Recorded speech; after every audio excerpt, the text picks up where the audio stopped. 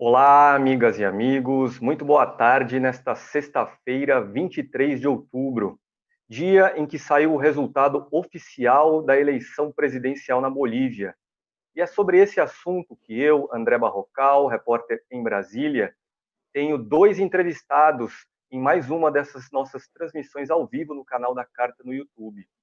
São dois irmãos, e com um deles, Leonardo Severo, está em São Paulo. Ele acompanhou a reta final da eleição lá na Bolívia, chegou ontem de lá. E o seu irmão, que está em Foz do Iguaçu, o Luciano Severo, que é professor da Universidade Federal de Integração Latino-Americana, a UNILA. E eu começo, em primeiro lugar, agradecendo a gentileza dos dois de nos atender. Muito boa tarde, Luciano. Muito boa tarde, Leonardo. Boa tarde, André. Boa tarde. E para aqueles que nos assistem, os recados tradicionais do início das nossas transmissões. Se você ainda não é inscrito no canal da Carta no YouTube, aproveite para se inscrever agora, clique aí no botão, curta, compartilhe, comente nossos vídeos. Se você ainda não é assinante de Carta Capital, mas gosta do nosso jornalismo, aproveite para fazer uma assinatura agora. Entre aí no site www.assinecarta.com.br e informe-se a respeito das condições de assinatura. E se você tem interesse em fazer perguntas para os nossos entrevistados, pode enviar essas perguntas pela caixa de comentários ao lado aqui no vídeo do YouTube. Então, vamos lá, vamos para a entrevista propriamente dita. E eu começo por você, Leonardo. Você chegou ontem, então, de La Paz, acompanhou mais ou menos os últimos 10 dias da reta final da campanha, e eu queria que você fizesse aí um relato breve sobre o que você viu lá nesse período. Como foi essa campanha na reta final, a campanha vitoriosa de Luiz Arce, o candidato do Movimento para o Socialismo, o MAS, do grupo do ex-presidente Evo Morales? Bom, iniciar agradecendo esse importante espaço da Carta Capital. O que a gente viu desde o primeiro instante, eu passei cerca de 2 semanas, foi exatamente um completo divórcio entre a realidade e o que vinha sendo relatado pelos meios de comunicação da grande mídia, né? Uma intensa participação popular, um cuidado com a questão do Covid, uma identidade com as propostas do Luiz Arce, tanto do ponto de vista dos trabalhadores, do movimento de juventude, como das mulheres. E aquela realidade que eu via diante dos meus olhos, com uma intensa participação popular, eu procurei relatar e dar vivacidade, dar intensidade a um sentimento que fluía de defesa da pátria, de defesa da integração latino-americana, de defesa de um projeto nacionalista. Então, de uma forma curta e grossa, o que eu posso te dizer é que me chamou muito a atenção essa participação popular. No comício de encerramento, por exemplo, eu vi diferente do ano passado, que eu acompanhei também, ao invés de se centralizar na figura do Evo, houve uma participação dos trabalhadores interculturais, uma participação da Central Operária Boliviana, depois o David Choquehuanca, que representa as nações indígenas, inclusive porque fala aimara. Eles fizeram toda uma simbologia com fogueira, com tradições andinas, para depois falar o Luiz Arce, que dialoga mais com esse setor, por assim dizer, mais amplo da sociedade, né? Não ficam. Então, eu acho que essa somatória foram 2 lados de uma mesma moeda. O lado indígena, por um lado, e esse outro lado, que é representado pelo Luiz Arce, uma área mais intelectual, um economista ao qual eles reconhecem como o autor do milagre econômico, né? Que garantiu esses avanços todos. Então, eu fiquei, desde um primeiro momento, eu tinha claro que iria haver a vitória, né? E desde um primeiro momento também eu vi o divórcio dos grandes meios de comunicação com a realidade. Então, eu vi um povo participando, feliz, tranquilo, muito diferente do clima que era tentado ser criado pelos grandes meios de comunicação. Então, desde o primeiro momento, eu relatei isso e vi com muito otimismo, André. É isso, E não tinha muita novidade. o ex-presidente Evo Morales, que está na Argentina, ele participou da campanha? Ele foi uma figura presente durante a campanha? De certa forma, sim, mas eu acho que o que mais contribuiu foi na formulação e menos na presença, porque esse é um outro ponto também. Eu vi no comício de encerramento muita gente vendendo bandeira com o rosto do Evo. Há uma apreciação de uma parcela expressiva da sociedade, obviamente, ao ex-presidente, mas eu sinto que não será figura chave no governo, não terá expressão em ministério. Eu acho que o Evo teria mais a contribuir nesse momento na construção do programa a ser implementado pelo movimento ao socialismo, instrumento político pela soberania dos povos, pelo MAS e PSP. Sinto que uma participação orgânica em algum ministério poderia ser interpretado como uma interferência indevida, e não acho que seja isso que o Arce ou o Choquehuanca esperem, nem o povo boliviano, né? Acho que foi cometida uma tremenda de uma injustiça, né? Eu estava lá, acompanhei o processo eleitoral, não houve fraude nenhuma. A fraude foi uma mentira inventada pelos Estados Unidos e papagaiada pelo Almagro e pela Organização dos Estados Americanos, à frente da OEA. Foi um processo limpo, né? Mas, obviamente, que expressava, e ficou claro isso, que a oposição tinha uma base social, né? Que, infelizmente, foi para o lado, descambou, por assim dizer, né? Com dois grandes massacres. O massacre de Sacaba, no dia 15 de novembro, e o outro massacre de Sencata, no dia 19 de novembro, onde as tropas do exército e da polícia abriram fogo contra a população. E, a partir disso, foi começando um distanciamento cada vez maior, porque, se bem havia algum nível de inconformidade ou de contrariedade com o governo do Evo por parte da população, isso jamais iria chegar a esse ponto do fascismo, né? Como acabou ocorrendo, e a partir daí começaram a ser queimadas rádios, começou a ser presos opositores, e isso fez com que, rapidamente, o novo governo, ou o governo de fato, entre aspas, né, como eles dizem, perdesse qualquer tipo de base social ou legitimidade, e houve uma confrontação que, rapidamente, os dados, as informações que nos chegavam, fizeram com que houvesse uma ampla campanha, o MAS novamente se rearticulasse, e, a partir daí, com o Evo exilado, com pessoas chaves do MAS, inclusive presas dentro de embaixadas e tudo mais, as informações nos fossem chegando no sentido de ampliar a denúncia contra o racismo e a prepotência. Foram queimadas Ipalas, né?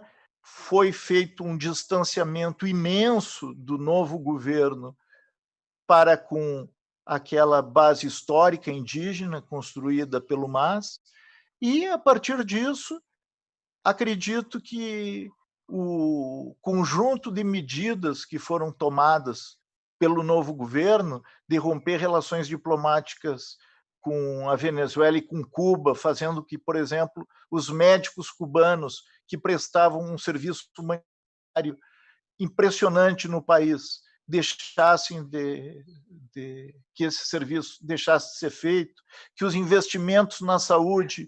Leonardo, desculpe, você me Pois permite, não. eu quero introduzir o sermão na entrevista também. Tranquilo, O com o maior Luciano, prazer. tá certo.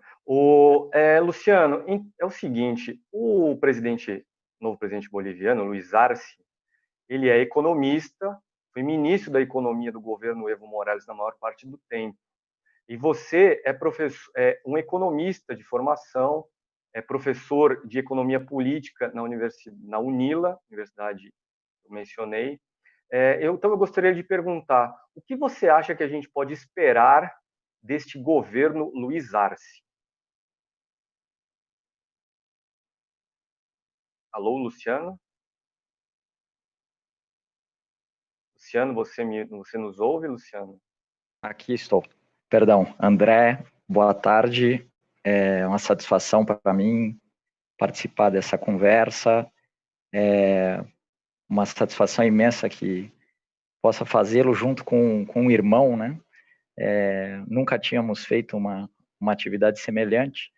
É um dia de vitória, um dia de alegria, um dia que se faz justiça, né? Que o povo boliviano pôde, nas urnas, de maneira extraordinária e pouco previsível, retomar a condução política da sua história, do seu destino, por meio das urnas, né? A gente sabe que há um ano houve uma intervenção estrangeira, um envolvimento provavelmente de governos imperialistas junto às forças militares, se interrompeu um processo de democratização, de avanço, e um ano depois, ou antes, foi possível fazê-lo de forma poucas vezes vista, né, na história. Então, primeiro, saudar todas e todos e manifestar essa alegria, essa satisfação pela vitória popular. Com relação à sua pergunta, eu considero que, apesar dessa grande alegria e desse júbilo, que a tarefa que toca, né, ao governo do presidente Arce, ao governo boliviano, é árdua, né? Os desafios são imensos, porque a Bolívia, como sabemos, é o país mais pobre da nossa América do Sul, com exceção da Guiana e do Suriname, tem uma economia pequena, um PIB per capita pequeno, o índice de desenvolvimento baixo, as demandas são muito grandes e o país depende muito da exportação de gás, né, de gás natural. E essas exportações de gás natural que foram fruto, ou foram a base, né, para a expansão da economia nos últimos anos. E há uns 6 anos ou 7 anos, esses preços do gás começaram a diminuir. A Bolívia exporta gás, exporta zinco, exporta ouro, e a Bolívia pôde surfar, assim como o Brasil, a Argentina, a Venezuela, o Equador, os países de governos progressistas puderam surfar na onda, né, do preço alto das commodities, ativando a economia com políticas fiscais expansionistas, todo o manual keynesiano, digamos assim, para que a economia crescesse, né, a ativação da demanda efetiva. No entanto, é inegável o papel das commodities para isso. E essa é a questão que preocupa, no caso da Bolívia. Então, os desafios são tremendos. E fazê-lo sem o apoio do Brasil, né, fazê-lo talvez com a negligência ou até com a oposição do Brasil, do Itamaraty, dos interesses brasileiros, pode ser ainda mais complexo. Então, a minha finalidade, eu acho, nessa conversa é problematizar e chamar atenção para a necessidade do MAS, do governo do presidente Arce, não dormirem na glória, né? e a partir de agora, isso parece que está bastante claro para o presidente, que foi ministro durante tantos anos, mas é necessário enfrentar os grandes problemas de desarticulação do MAS, de divisão que houve depois do golpe, do surgimento de um setor bastante conservador na classe média, no setor empresarial, no setor militar, evidentemente. Então, eu jogaria como advogado do diabo nesse sentido, problematizando, né, e chamando atenção para os grandes desafios que surgirão a partir de amanhã. Perfeito. E aí eu aproveito para lembrar a quem nos assiste, de modo breve, o que foi que aconteceu ano passado na Bolívia, não é?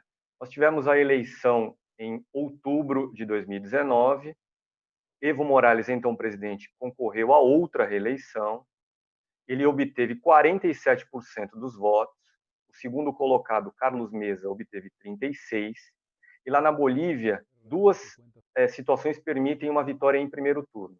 Se você tem mais de 50% dos votos, ou se você tem pelo menos 40%, com uma diferença igual ou superior a 10 pontos percentuais do segundo colocado. Então, com 47 a 36 do Evo, essa diferença estava dada. No início de novembro, a Organização dos Estados Americanos, que havia acompanhado como observadora a eleição, divulgou um relatório preliminar apontando fraude com base numa auditoria. Isso detonou um grande...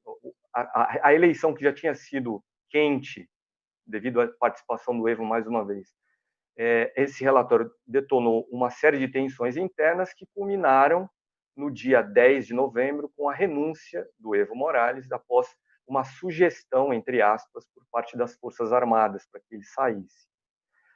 Depois disso, Evo Morales, disse que houve um golpe do lítio nessa eleição do ano passado, um golpe motivado, ou melhor, que o afastamento dele foi resultado de um golpe motivado pelo lítio. O lítio que é um metal onde na Bolívia nós vemos a maior reserva dele. O Luiz Arce também fala em golpe do lítio. Luciano, eu queria lhe perguntar o seguinte, na verdade eu queria lhe pedir o seguinte, explica para as pessoas o que é o lítio, o que a Bolívia tem e quem se interessa por esse metal no mundo.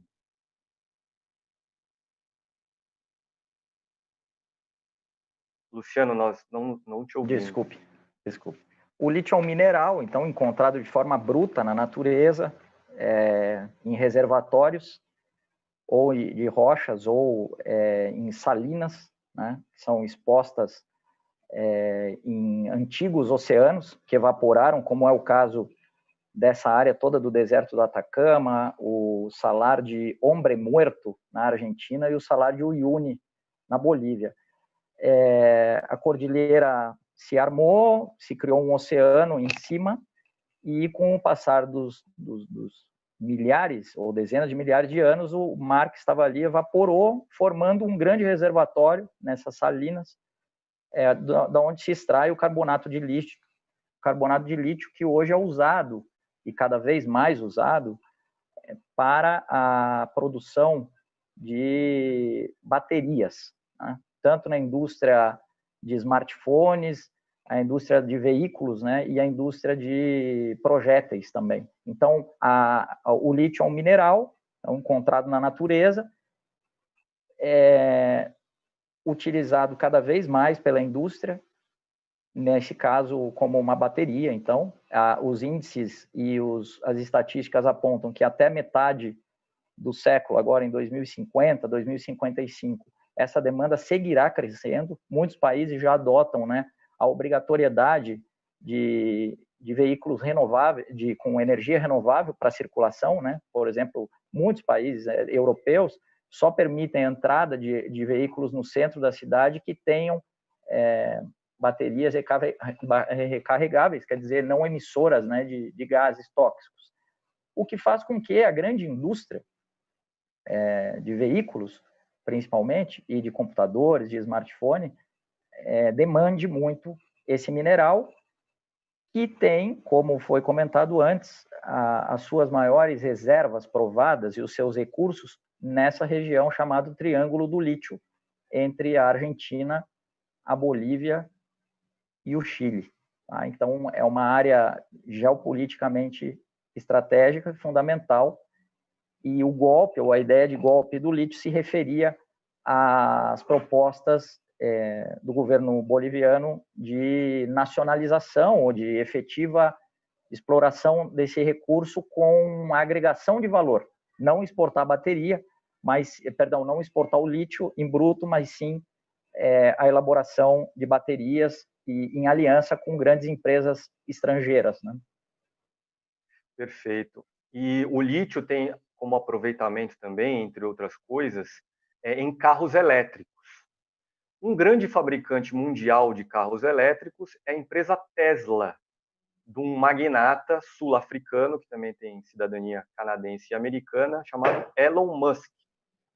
E o Elon Musk, em 24 de julho deste ano, numa troca de mensagens pelo Twitter, disse em resposta a um comentarista que havia apontado o golpe na Bolívia. Disse exatamente o seguinte, o Elon Musk: nós, Estados Unidos, daremos golpe onde for preciso. Aceitem isso. O Elon Musk é um dos 5 maiores ricos do mundo, um dos maiores bilionários. O patrimônio dele é mais ou menos o dobro do PIB boliviano. Você, Luciano, pergunta, você diria que sim, houve um golpe do lítio? Isso aconteceu? De alguma forma, em grandes empresas e empresários interessados nesse metal estimularam as Forças Armadas a pressionarem Evo Morales por sua renúncia? André, desde a independência da Bolívia, já tivemos com o presidente Luiz Arce agora 86 presidentes, e mais ou menos a metade disso não ficou no poder mais de um ano. Então é um país que tem uma instabilidade política tremenda. Há muitos estudos e análises sobre o porquê disso. Muitos apontam para a importância da localização estratégica da Bolívia como elo entre a bacia amazônica, ligada pelo Madeira Mamoré, com a bacia platina, né? A Bolívia teria a condição de conectar essas duas grandes áreas, assim como ser um ponto de conexão do Oceano Atlântico e do Oceano Pacífico. Sem a incorporação da Bolívia ao conjunto da América do Sul, não há integração da América do Sul. Então a Bolívia cumpre um papel fundamental e por isso a sua instabilidade. A Bolívia perdeu, desde a sua criação, a sua fundação como Estado, em 1825, mais da metade do seu território. Perdeu o território para o Peru, para a Argentina, para o Chile, a saída para o mar para o Chile, o território do Acre para o Brasil, né? O território do Chaco para o Paraguai. Então, há uma grande instabilidade. O país tem grandes reservas de gás, na verdade, abastece o Brasil e a Argentina, tem grandes reservas de ouro, né, de zinco, e, recentemente, há cerca de 15, 20 anos, começa-se cada vez mais, pela demanda, a falar no tema do lítio. Seria muito ingênuo da nossa parte, e essa é, eu acho que a declaração que seria a ideal, seria muito ingênuo da nossa parte não identificar que há o interesse de grandes empresas estrangeiras articuladas com a elite conservadora, né, de Santa Cruz, sobretudo, né, de Santa Cruz de la Sierra, sobretudo, com relação ao lítio. O golpe, então, a ação militar, empresarial, midiática, tem ou teria uma mão e um financiamento estrangeiro, provavelmente. Seria muito ingênuo dizer que não.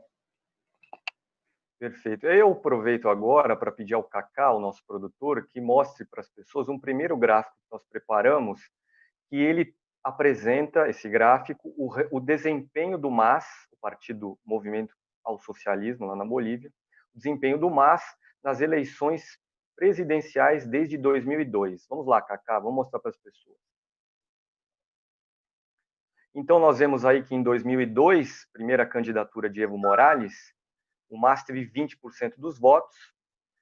Em 2005, o Evo ganha com 53%, é reeleito em 2009 com 64%, reeleito de novo em 2014 com 61%.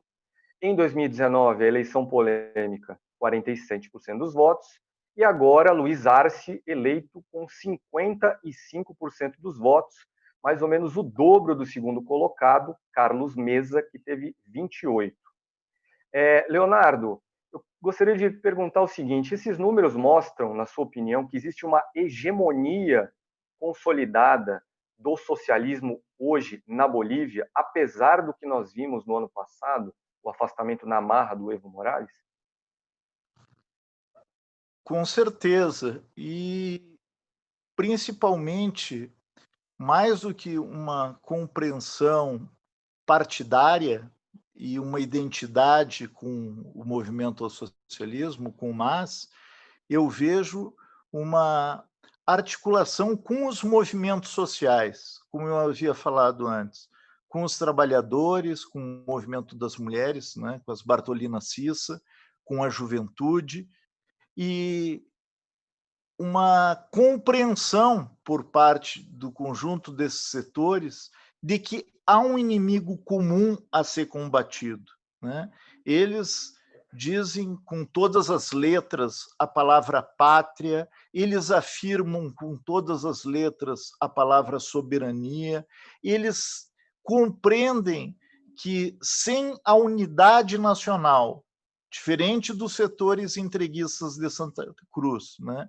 Sem uma unidade nacional, o país não vai criar as condições necessárias para se industrializar, para nacionalizar o ouro branco, como eles chamam o lítio, né? Para, da mesma forma como fizeram com os hidrocarbonetos, potencializarem o seu mercado interno no sentido de garantir geração, emprego e renda. E também, André, eu vejo que o gráfico reflete, principalmente nessa queda do 61 para o 47, que havia naturalmente, e o próprio Mas reconhece isso, já um desgaste na figura do Evo e no erro que representou a sua candidatura, né? Que teria sido o momento da renovação do movimento ao socialismo e que o MAS dispõe de quadros, como o próprio Arce e o Choquehuanca esclarecem, tenha todas as condições de se renovar e de ter a base social necessária para vencer as eleições da forma como venceu. Você escreveu em 2008 um livro sobre Bolívia e intervenções imperialistas no país. Exato. Eu queria lhe perguntar o seguinte: desde 2008, que foi justamente o ano do seu livro, que não existem embaixadores dos Estados Unidos na Bolívia e da Bolívia nos Estados Unidos. Evo Morales expulsou, então, o presidente expulsou o embaixador americano em 2008 por achar que esse embaixador estimulava manifestações contra o governo, articulava golpes e tal.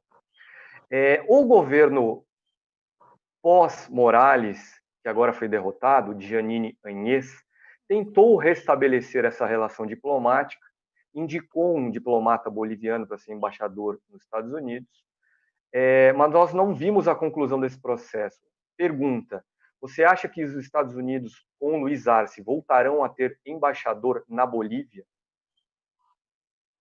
Olha, se quiser ter, vai necessariamente ter que se submeter a uma relação respeitando a soberania e não de submissão. Eu acredito que a questão fundamental que está colocada é o respeito à independência, às regras do jogo, né? A Bolívia não vai se curvar aos interesses imperialistas, vai jogar no sentido do diálogo. Eu acho que o Arce tem a compreensão da necessidade de agregar, né? Mas não vai se submeter. O que os Estados Unidos estava tentando fazer naquele momento era articular, e o meu livro Bolívia nas ruas e urnas contra o imperialismo demonstra isso, uma tentativa de dividir a meia-lua do país, né? Beni, Pando, Santa Cruz e Tarija, né? Então, retirar do país 4 dos seus 9 departamentos, que equivale aos estados. Seria justamente fazer estava muito na onda, né? Tinham acabado de dividir a Iugoslávia, né? Os sérvios, os croatas e tudo mais. Então, os Estados Unidos estavam investindo em dividir o país com uma orientação claramente pró-norte-americana. A pergunta que tu me fez, então, eu respondo que eu acho que é possível. Inclusive, acho que o fato do Trump ser derrotado com uma margem tão grande vai facilitar essa compreensão e talvez aposte mais no diálogo, né? Quanto ao futuro, só a sensibilidade da administração norte-americana dirá. Do ponto de vista dos Estados Unidos, do ponto de vista dos bolivianos, perdão, eu acredito que haja essa compreensão de, como disse o Luciano, agregar valor, industrializar o lítio.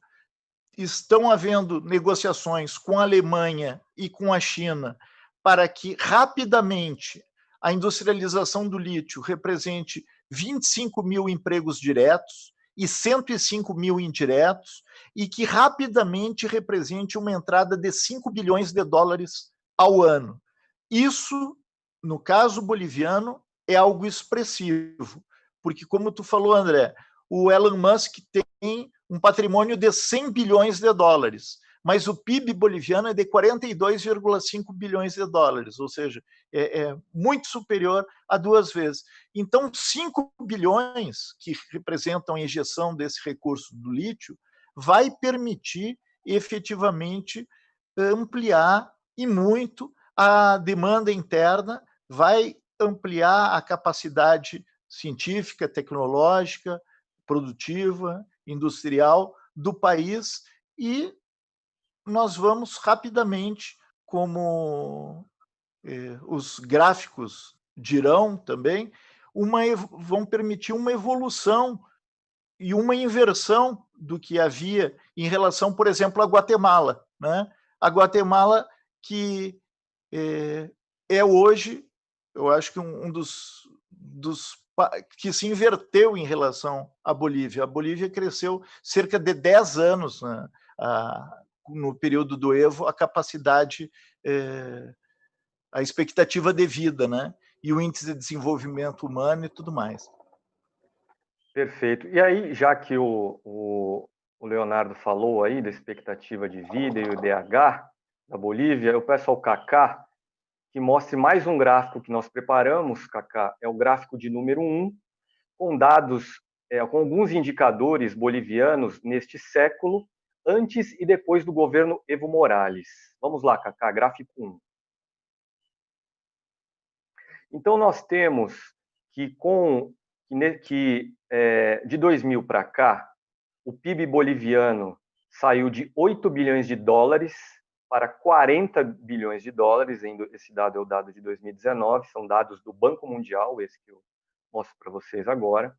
A renda per capita saiu de 980 dólares para 3.500 dólares. A esperança de vida subiu de 62 anos para 71. E a taxa de pobreza caiu de 66% para 34%. Mas todo o crescimento econômico e de expectativa de vida e toda a redução da pobreza se intensificaram a partir de 2006. Esse gráfico é claro nisso. Foi em 2006 que Evo Morales assumiu o governo boliviano. Luciano, pergunta para você. Esses dados explicam a vitória do Luiz Arce, apesar de todo o processo complicado que nós vimos no ano passado? É porque ele foi, junto com Evo Morales, o condutor, né, como ministro da Economia, dessa transformação boliviana? Sim, é possível afirmar que a vitória do MAS nas últimas eleições está totalmente relacionada com o êxito da economia da Bolívia nos últimos anos. Mas nós precisamos ir mais longe que isso, né? Nós precisamos pensar qual foi o segredo do êxito da economia boliviana nos últimos anos. Todos os países da América do Sul, ou vários dos países da América do Sul, com exceção, pouquíssimas exceções, apresentaram crescimento econômico acelerado durante 2003 e 2012 e 2013, né? É no chamado super ciclo das commodities, seja pelo preço do cobre, do petróleo, do minério de ferro, do açúcar, né? Ou da carne, ou da soja, né? Então,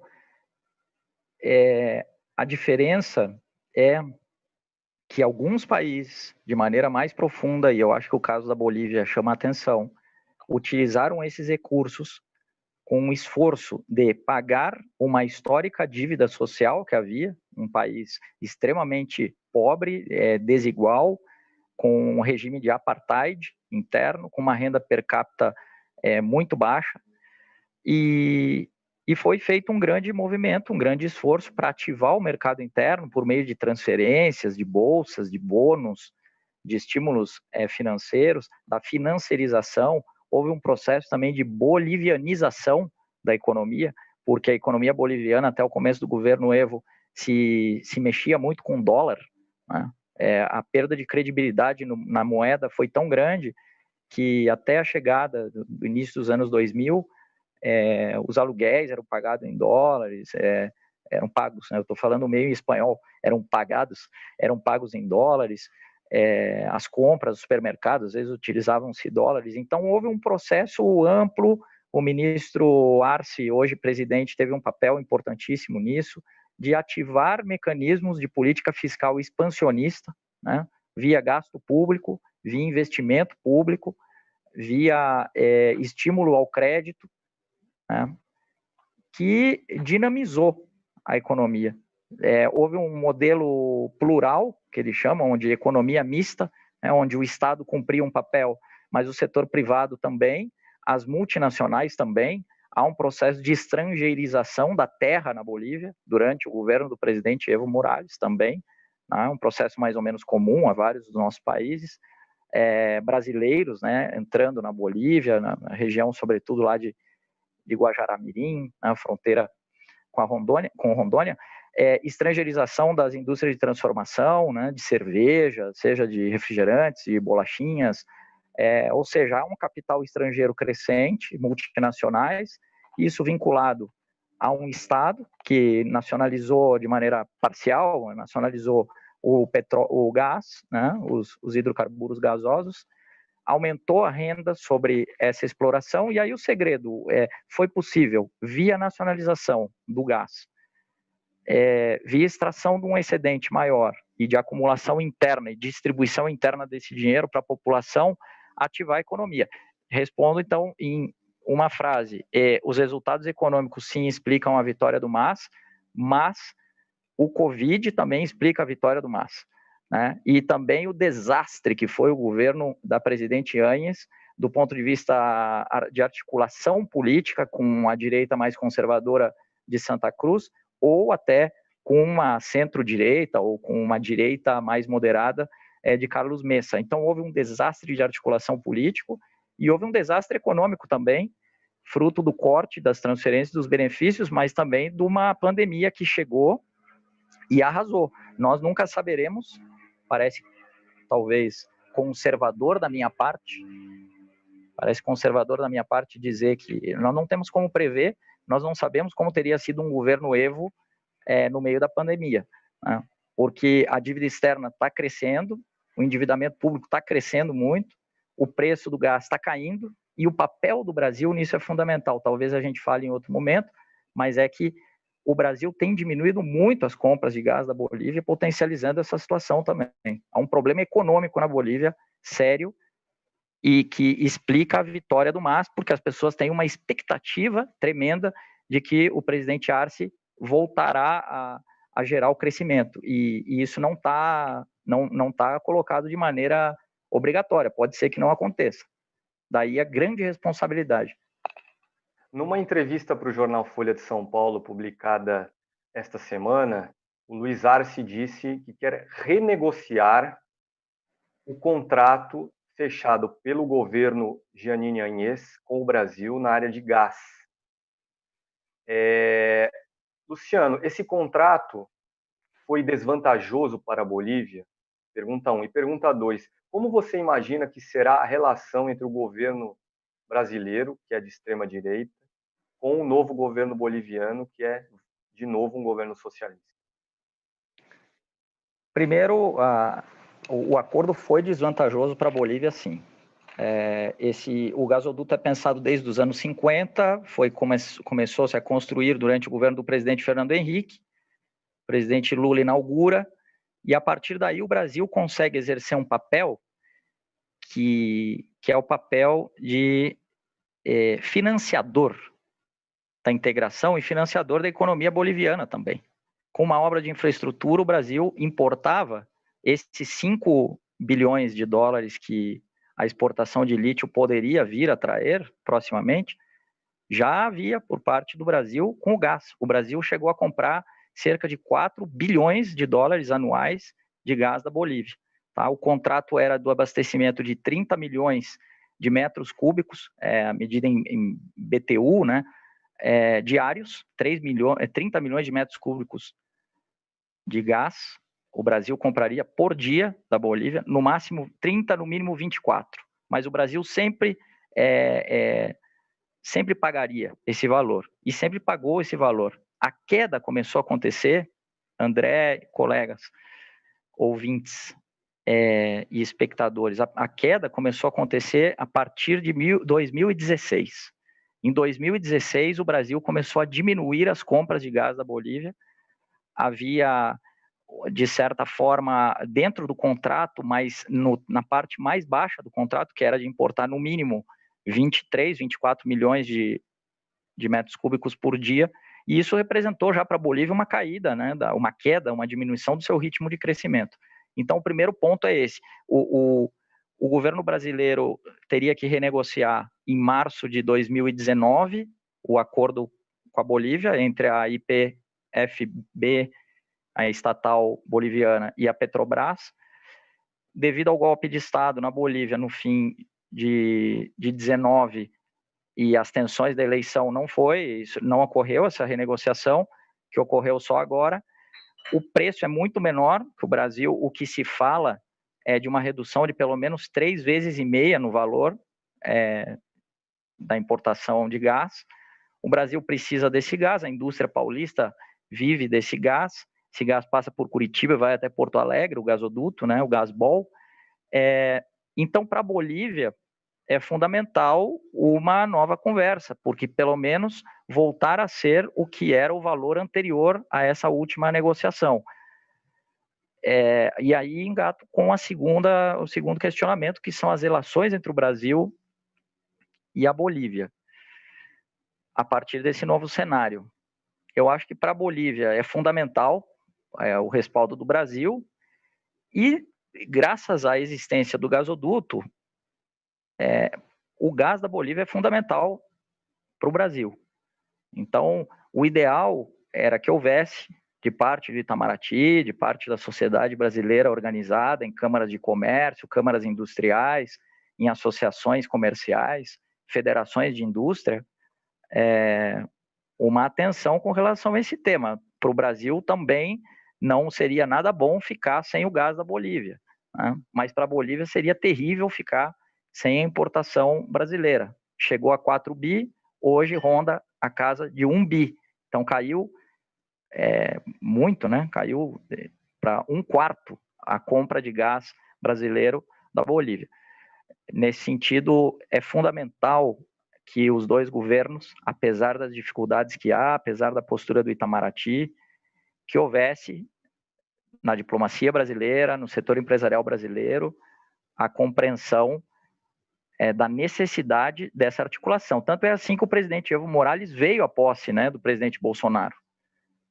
Então, o ideal é que sejam parcimoniosos, né, e prudentes nessa articulação.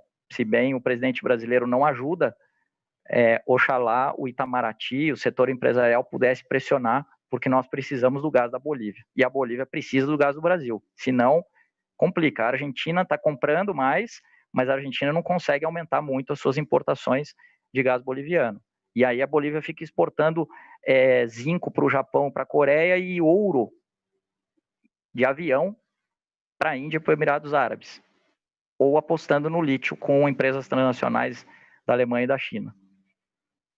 Perfeito. E a respeito, então, a propósito aí da posição brasileira em algumas eleições recentes, eu lembro que na Argentina, Jair Bolsonaro apoiou a reeleição de Maurício Macri, que era presidente, Maurício Macri perdeu. O presidente Jair Bolsonaro apoia Juan Guaidó como presidente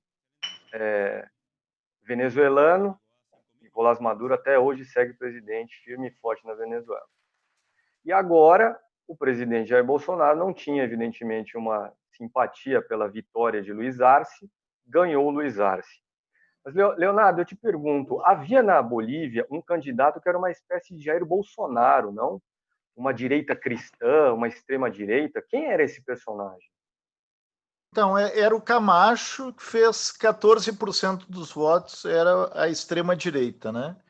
Aí tu tinha a direita moderada, que era o Carlos Mesa, que também não chegou aos 30%, e o Luiz Arce fez 55%. Então, esse setor mais pró-oligarquia, né, mais financiarização, mais entrega do país, foi rotundamente derrotado nas urnas, né, que revelaram também uma compreensão, por parte também do que falou o Luciano, de uma expectativa, de uma esperança que o Luiz Arce retome um programa econômico, como falou, keynesiano, de reativação da demanda interna, de fortalecimento da industrialização, de nacionalização, de geração de emprego. Então, eu acho que quem era a figura vinculada ao estrangeiro, à entrega ao capital estrangeiro, era o Camacho, né? Não era apenas alguém submisso, como era alguém completamente vinculado ao racismo, à prepotência. Nesse livro que eu escrevi em 2008, tem muitas fotos como Evo vai morrer em Santa Cruz, fotografia da empresa de telecomunicações que foi nacionalizada, totalmente destruída, a estrutura indígena também demolida por esses setores oligárquicos. Em Tarija, professores que foram golpeados com tacos de beisebol. Então, infelizmente, essa direita mais bolsonarista, ela chega às vias de fato porque identifica no outro, no índio, que representa a maior parte da população, um inimigo a ser combatido, né? Felizmente, o setor popular venceu as eleições e ilusou Camacho e a turma da oligarquia. E aí, Leonardo, eu peço para você responder uma pergunta que vem de Wilson Medina. O que fez o golpe fracassar? Golpe na Bolívia, evidentemente. Como? O que fez o golpe fracassar? Por que o golpe na Bolívia fracassou?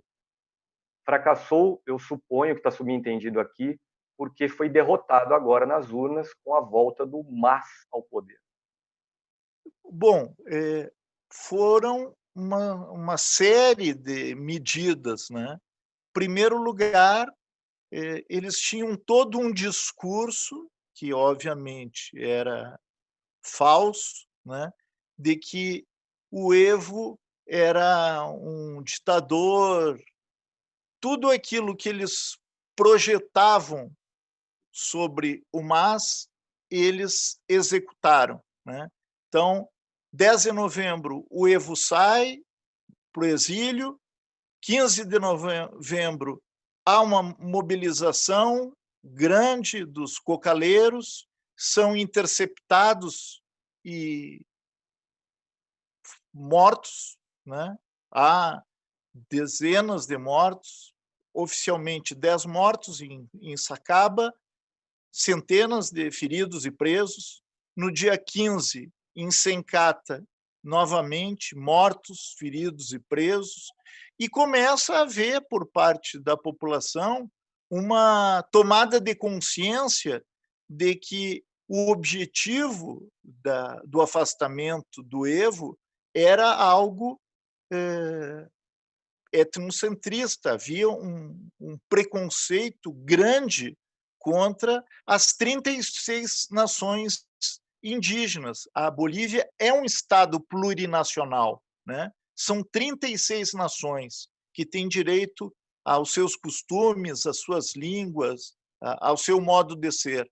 E isso tudo começou a ser desrespeitado.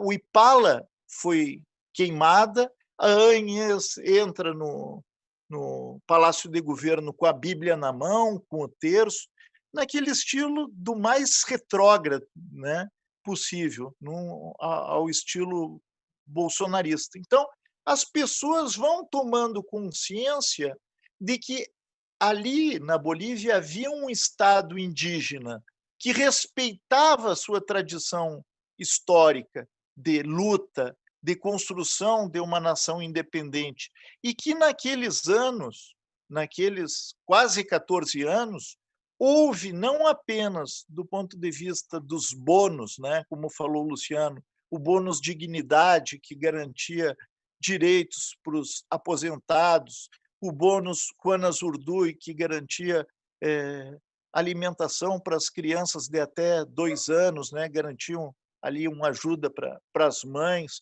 o Juancito Pinto, que era um outro bônus que garantia para o combate ao analfabetismo, para que as crianças permanecessem na escola. Havia, então, essa série de bônus que, do ponto de vista popular, tinham uma identidade enorme, porque realmente proporcionaram e respondem por aquele gráfico ter melhorado a expectativa de vida, né, das pessoas, mas também porque quando o PIB crescia acima de 4,5%, André, havia um segundo aguinaldo, como eles chamam, o 13º salário, ou seja, os trabalhadores ganhavam um 14º salário. Havia uma redistribuição de renda. Então, o que o golpe fracassou? Fracassou porque houve uma tomada de consciência por parte da população de que esse setor que se dizia cívico, entre aspas, que realizou enormes protestos contra o presidente Evo Morales, na verdade, nada tinha de cívico. Era um setor entreguista, né? Era um setor que desrespeitava as suas tradições milenares dos indígenas e que jogava contra o país. Então, também, como disse o Luciano, houve a questão da Covid e que o governo se comportou da pior forma possível, né? O governo da ANS. Roubaram os respiradores, desviaram recursos da saúde, fez com que, inclusive, o ministro teve que ficar um tempo preso, né? Bom, agora o que nós sabemos, que a ANS pediu para os Estados Unidos 350 vistos, pensando já, eu acho, em quantos... para mim, vai faltar visto para o pessoal sair do país, porque muitos terão de responder pelos crimes que cometeram, não apenas contra a economia popular, mas foram responsáveis por prisões e assassinatos. Perfeito. E para reforçar o que o Leonardo disse na resposta para a pergunta por que o golpe fracassou, eu peço ao Kaká que mostre aí, Kaká, o nosso gráfico 4, que ele apresenta a taxa de crescimento do PIB na Bolívia do ano 2000 ao ano 2019. Vamos lá, Kaká. Bom, então aqui é visualmente fácil de compreender como o governo Evo Morales foi um governo que fez a Bolívia andar para frente. Embora a Bolívia entre 2000 e 2006 e 2005 tenha crescido, a partir de 2006, que é quando Evo Morales toma posse, esse crescimento ele se acelera. Nós tivemos aqui talvez uma média de 4,5%, né? e chegamos a 2019, que foi um ano tumultuado politicamente na Bolívia, com 2,2%. Aí, com base nisso, eu pergunto para você, Luciano, a pedido de um nosso internauta chamado Jim Fofim. Evidentemente, é um pseudônimo, né? A pergunta é a seguinte, Luciano. O curioso é que o histórico econômico de ascensão dos governos de esquerda não foi suficiente para evitar a eleição do atual governo aqui no Brasil. O que acentua essa diferença entre o que aconteceu na Bolívia, que foi o reconhecimento nas urnas do resultado econômico proporcionado por um governo de esquerda, o que acentua a diferença da Bolívia para o caso brasileiro, onde o desempenho econômico nos governos do PT não foi suficiente para o PT ganhar a eleição em 2018 e sim ganhar Jair Bolsonaro. Bom, boa tarde, Jim Fofim é o nome, né? É isso. Boa tarde. Eu vejo assim, André, que esse crescimento do PIB, como eu tinha comentado antes, o crescimento do PIB da Bolívia não é diferente do crescimento do PIB dos outros países da América Latina que exportam produtos primários. A diferença é que a economia da Bolívia ela é a menor da região da América do Sul, tirando a Guiana e o Suriname. Então, esses números eles tendem a ser maiores mesmo, né? Primeiro, esse ponto, que eu não sou um conservador, reacionário, né? Eu quero só problematizar que o PIB da Bolívia ele cresce fruto, igual todas as nossas economias, do aumento dos preços das commodities. E ele começa a cair na crise de 2009, ali ele cai, igual todos os outros caíram também, e depois, a partir de 2013, de 14, começa a cair o preço do gás. Há uma diferença aqui interessante, que é que para alguns países, o preço da commodity que ele exporta começou a cair antes. Então, as economias começaram a cair antes. Né? Mas nós temos, apesar da ativação do mercado interno, apesar da adoção de políticas keynesianas, de estímulo da demanda efetiva, uma grande limitação, que é que essas economias elas são movidas ou estimuladas pela exportação. Então, na medida que as exportações aumentaram, a economia cresceu. Quando as exportações caíram, a economia caiu. E não tem muito para onde fugir, e principalmente no caso de países menores, como o caso do Uruguai, ou como o caso do Equador, ou como o caso da Bolívia. Isso se verifica. Isso não isenta, de nenhuma maneira, os méritos do governo boliviano e do ministro Arce. É só a gente relativiza, é necessário relativizar os dados do gráfico, né? Porque senão, e a gente chama de milagre, né? A dívida externa da Bolívia cresceu 5 vezes nos últimos 15 anos. Cresceu 5 vezes a dívida externa. Claro que a proporção da dívida no PIB, ela cresce menos, né? Porque o PIB está crescendo também. Então, a dívida está crescendo porque o PIB está crescendo, mas ela cresce como proporção do PIB. Além disso, as reservas internacionais estão diminuindo.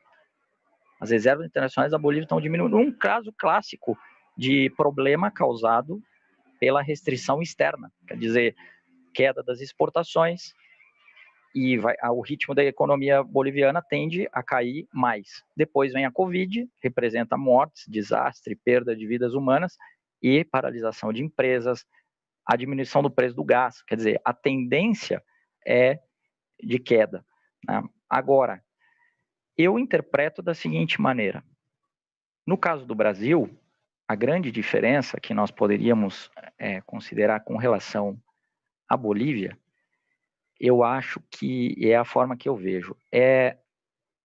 A ideia, o imaginário, o imaginário da Revolução Boliviana, da reforma constitucional que se faz em 2006, da ideia de refundação do país, da ideia de que agora os indígenas podem andar na calçada sem sair para que um branco passe, da ideia que um indígena pode entrar num centro comercial, né, ou possa entrar no aeroporto, ou possa pegar um avião. Essa ideia, apesar de no Brasil ter existido, claramente, de termos negros nas universidades, e termos filhos de empregada doméstica dentro das universidades se formando em medicina, né, esse ódio de um setor conservador que odeia, né, que o outro melhore na vida, aqui Existe, mas na Bolívia isso era muito maior, né? Havia um regime de apartheid social, e o governo boliviano tem uma grande bandeira, que é a nacionalização do gás, né? Os governos do PT têm uma grande bandeira, que foi a abertura do setor petroleiro, no caso do pré-sal, para o setor estrangeiro, né? Então foi apoiar a proposta do Serra, né, para a abertura e tirar a Petrobras a participação expressiva nos royalties do pré-sal. Então, há uma questão simbólica do que representa Evo Morales, a restauração da pátria, o reencontro da Bolívia no seu caminho, comparado com o que há no Brasil, né? Lá se fala em imperialismo, lá se fala em redenção nacional. Aqui foi um processo muito mais pasteurizado, despolitizado, né? Desmobilizado socialmente, com relação ao que era a CUT, o que era a UNE, o que era o MST, antes da eleição e depois da eleição. Quer dizer, se criou uma grande pasteurização, que se chegasse um extraterrestre no Brasil e você colocasse a presidenta Dilma em campanha e o presidente e o candidato Aécio, era difícil explicar quem que era a direita e quem era a esquerda, apesar de toda a maquiagem que se fez antes do estelionato eleitoral, né, de entrar o Joaquim Levy. Então, eu acho que no caso brasileiro, esse processo é muito menos profundo de restauração nacional. Então, por um lado. E, por outro lado, essa ideia do apartheid lá, apesar do nosso racismo ser incrustado, estrutural e repugnante, né, e da exclusão social ser muito grande no Brasil, havia uma questão simbólica na Bolívia. Eu vejo dessa forma. Eu acho que isso tem um papel do imaginário, da questão linguística, do Quechua, do Aymara, das nacionalidades indígenas, que pesou, né? Foi muito forte quando entrou a ANES, como o Léo falou agora, com a Bíblia, com uma cruz, tiram a Huipala, né? Para quem não sabe, a Huipala, o Huifala é aquele símbolo, né, com as 7 cores do arco-íris, que representa toda uma cosmovisão do cosmo-universo do indígena, né? Isso foi retirado dos uniformes, foi retirado dos símbolos do governo. Então é muito violento, foi muito atabalhoada a ascensão da ANES, foi muito atabalhoada. E, para fechar a minha resposta, nada impede que haja porque a conjuntura é muito dinâmica, nada impede que haja no Brasil uma mudança de rumos também, é o que todos esperamos, né? Ou seja, dá uma superação dessa situação terrível também aqui, desse golpe, na verdade. Eu vejo como um golpe, né? Um golpe que foi a derrubada da presidente eleita sem crime de responsabilidade, em 2016, o governo Temer, que aprofunda o neoliberalismo já, da presidenta derrubada, e depois agora, né? Nada impede que haja uma rearticulação nacional, uma reviravolta. Perfeito. E já que os nossos entrevistados aí, especialmente o Luciano, mencionou algumas vezes que o Bolívia é um país pobre, nós preparamos um gráfico que eu peço ao Kaká que mostre também, o gráfico de número 4, um pequeno raio-x com alguns indicadores importantes a respeito da Bolívia. Vamos lá, Kaká, vamos mostrar aí, gráfico 4.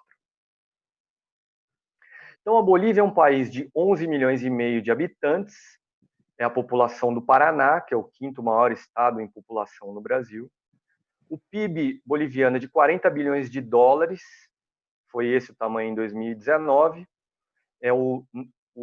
A Bolívia, com isso, ocupa a posição 92 entre 189 países, é equivalente ao PIB do estado do Pará, no Brasil, e é equivalente também à metade da fortuna de Elon Musk, empresário já mencionado aqui. O PIB per capita lá é de 3,5 mil dólares, 3,5 mil dólares por ano, cerca de R$ 1.100 por mês.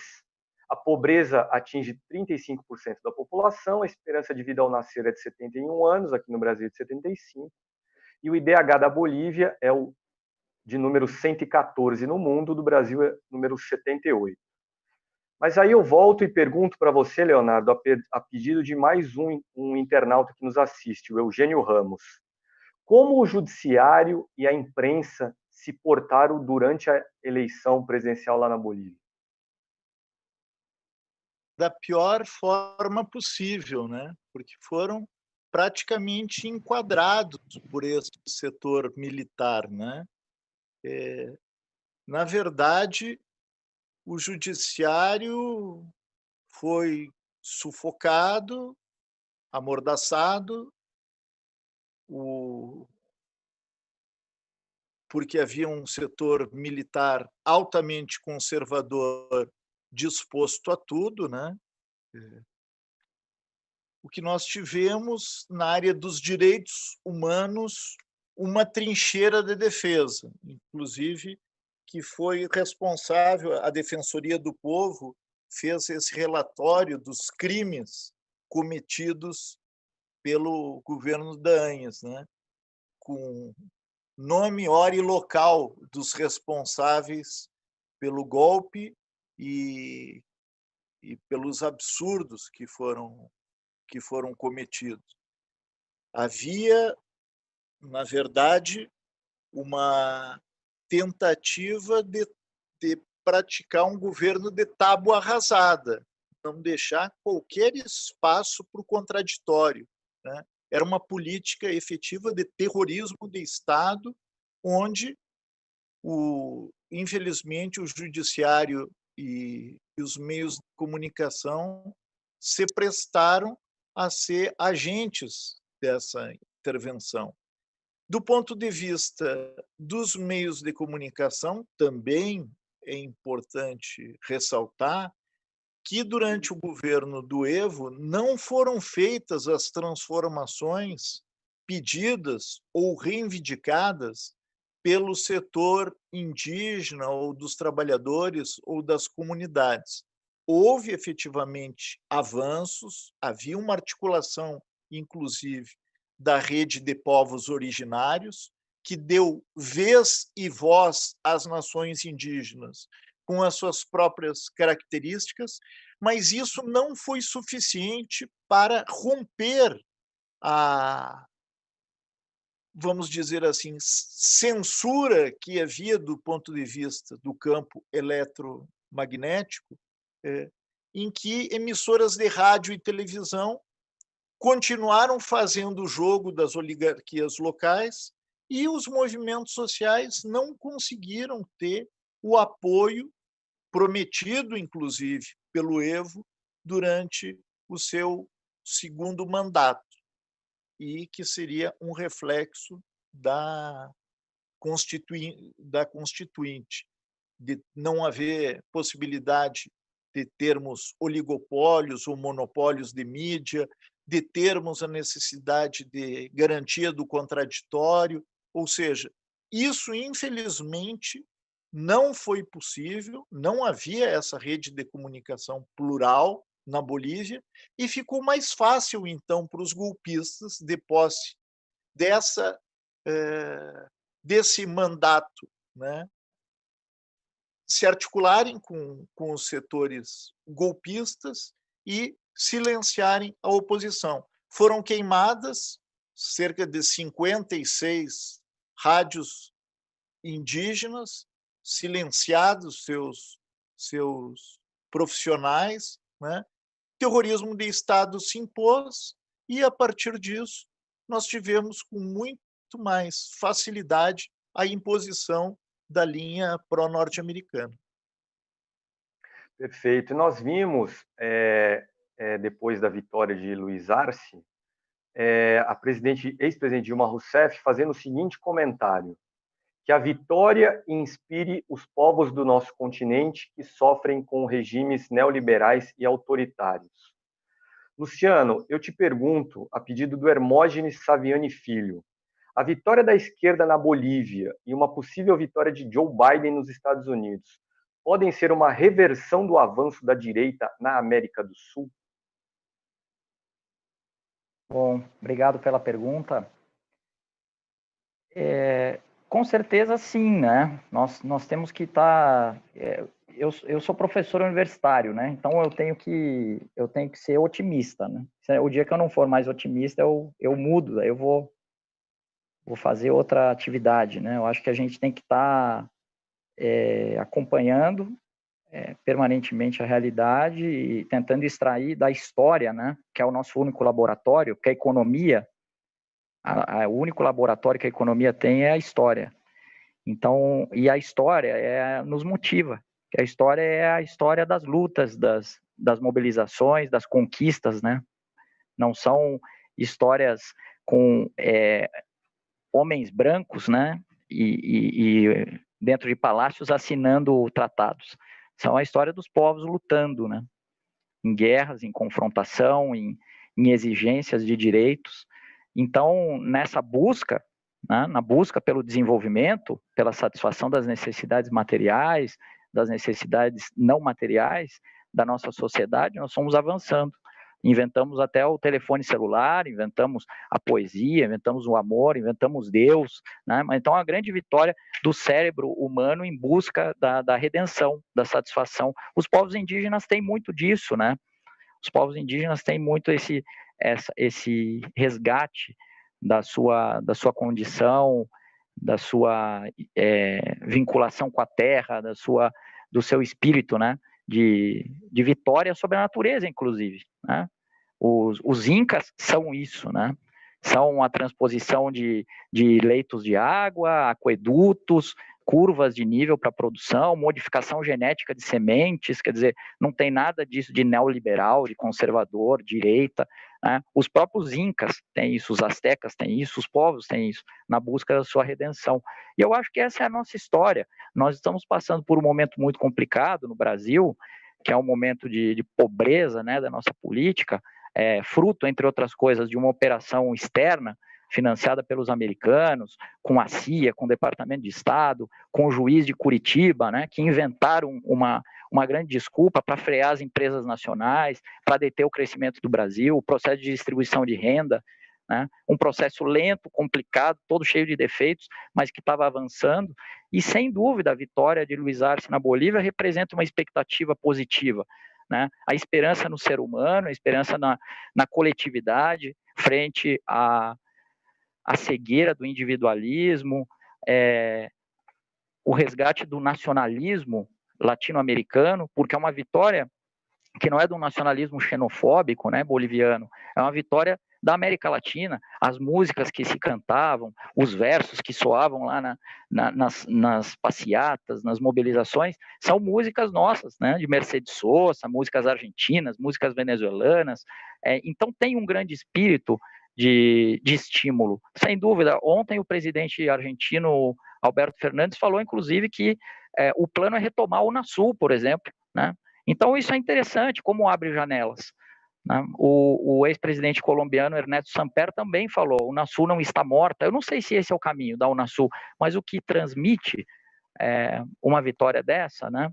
De um povo que foi atropelado, massacrado, todo o dinheiro do mundo, a contra-informação, a mídia, as armas, a violência e o apartheid de 500 anos, né, que fica na memória de um povo pisoteado, e levantar assim com essa altivez, né, com esse brilho, com essa energia. Então, sem dúvida, um governo progressista no México, um governo progressista na Argentina, a resistência do governo venezuelano, apesar de todas as suas limitações, de todas as dificuldades, o governo bloqueado, né? A conspiração aberta. A Venezuela produzia 3 milhões de barris de petróleo por dia, está produzindo 100 mil, e não é fruto da irresponsabilidade ou da ineficiência, é fruto de um bloqueio econômico, financeiro. Então, eu não tenho tanta segurança na vitória do Biden, e também não tenho tanta segurança de que é melhor o Biden do que este cara. O que sim representaria para o governo brasileiro, que tem mais 2 anos, sem dúvida um golpe forte, né? Sem dúvida representaria um golpe muito forte para o Brasil e para os setores mais conservadores. Mas eu acho que a gente não tem que guardar muita ilusão, né, com relação... É óbvio que sempre vai ter um que é melhor, um que é pior, mas as eleições dos Estados Unidos, primeiro, eu não acho que seja tão claro que o Trump perde, né? O cenário era muito parecido na eleição anterior que ele ganhou, a impressão que dava que ele perderia, e eu também não tenho tanta certeza de que isso significasse uma grande vantagem para nós. Significa um reordenamento, sem dúvida, igual o Obama não representou uma grande vantagem para nós, que nós tivemos como guerras, invasões, atropelos, a base de Guantánamo seguiu lá, então a ação de intervenção, de ingerência na América Latina segue. Né? Agora, claro, há uma expectativa, sempre há uma expectativa de que o governo dos Estados Unidos volte à razão, inclusive porque essa política atual é contraproducente para eles. Nós estamos vivendo um cenário de anti-americanismo muito parecido àquele do fim dos anos 90 e começo dos anos 2000. Né? Então, essas mobilizações no Chile, no Equador, a eleição na Bolívia, a eleição na Argentina, o México, a resistência da Venezuela, a estrela de Cuba, que sempre brilha, quer dizer, o Brasil, nós também, de cada 10 brasileiros, teve 3,5 que votaram nesse cidadão, tem 6,5 que não votaram. Então, é uma questão de organização, de um jogo, né, de um xadrez político, mas quem falava até pouco tempo no fim do progressismo, na derrota das esquerdas, no fim do sonho, quem fala isso é quem não viveu os anos 90, né, que parecia que tinha tudo acabado com a queda do Muro de Berlim. Em 97, aquelas grandes crises financeiras, a crise do real, a crise da Argentina, a crise do México. Em 2003, nós de novo lá, vivitos e tangueando de novo. E isso pode acontecer, e é um grande estímulo para nós, então, a eleição agora na Bolívia. Perfeito. E com essa sua resposta, em que você aborda aí o governo argentino, você responde em parte a uma pergunta da Carla Feres, que queria saber sobre cooperação regional entre a Argentina, de Alberto Fernandes, e a Bolívia, de Luiz Arce. Mas eu pergunto para você, Leonardo, agora, a pedido de Fábio Oliveira e Adelmo Laurentino. Como as forças militares e policiais se comportarão agora diante do novo governo Luiz Arce, um governo de novo do movimento ao socialismo?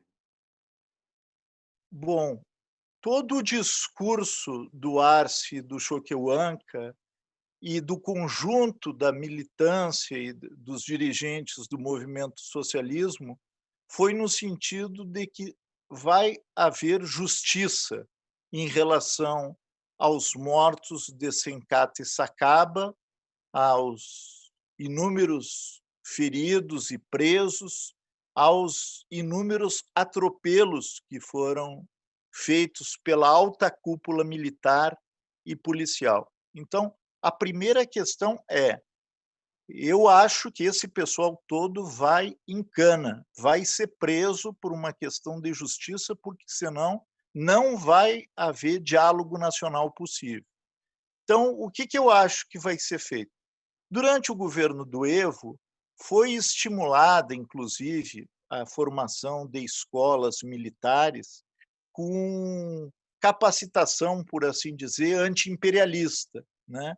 Que era estimulada uma visão anti-neocolonial, uma visão integracionista, uma visão de identidade com seu próprio povo. Que isso não logrou superar centenas de anos, né? 500 anos de submissão, não logrou, como ficou demonstrado quando há o alinhamento da alta hierarquia com os golpistas.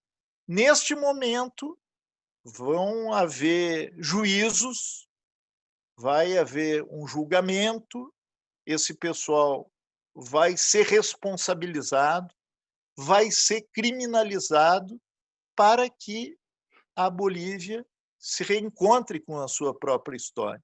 Então, o que eu acho que vai ser feito?